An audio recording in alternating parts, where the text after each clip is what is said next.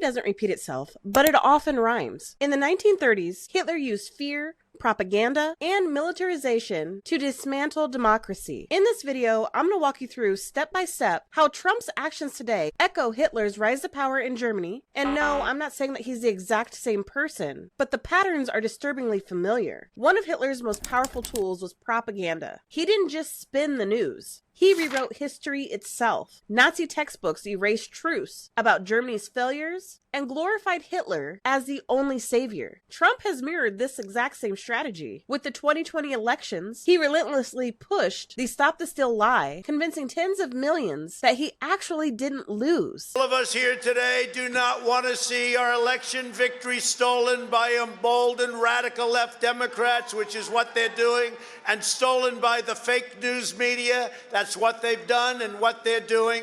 We will never give up. We will never concede. It doesn't happen. You don't concede when there's theft involved.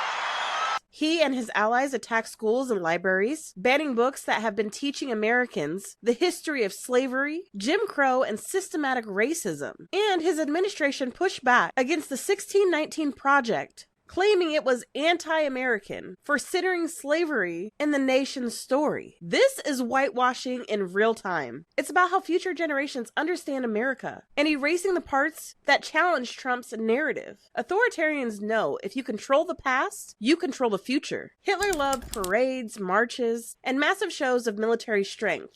They weren't just for defense. They were for intimidation. Trump has shown the same obsession. He pushed for a military parade in Washington that rolled tanks through the streets and staged flyovers. But the turnout was embarrassingly low, showing that the spectacle didn't land the way he wanted. But the imagery still matters. Right now, D.C. is once again filled with barricades and a fortified White House. These aren't normal democratic optics. They're the imagery of authoritarian power. The symbolism echoes 1930 Europe, far more than the United States of America. So no, Donald Trump is not Adolf Hitler, but Donald Trump is acting in the same ways that Adolf Hitler did. He has exploited crises, attacked the press, demanded loyalty, encouraged violence, rewritten history, and normalized militarization. History doesn't repeat itself exactly, but it often rhymes. And if we don't learn from the past, we risk living through a new version of it. If you found this breakdown helpful, drop a comment with your thoughts, share this with someone who needs to hear it, and make sure you're subscribed for the next deep dive. Thank you so much for listening, and as always, free Palestine, free Congo,